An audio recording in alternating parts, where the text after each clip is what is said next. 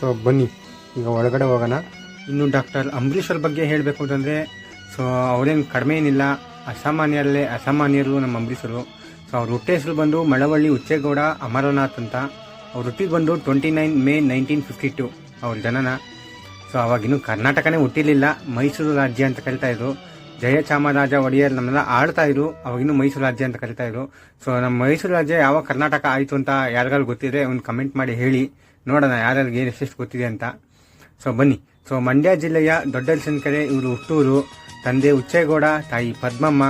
So ಇವ್ರ ತಂದೆಗೆ total 7 ಜನ ಮಕ್ಕಳು, ಅವರಲ್ಲಿ ಇವರೇ 6ನೇವರು.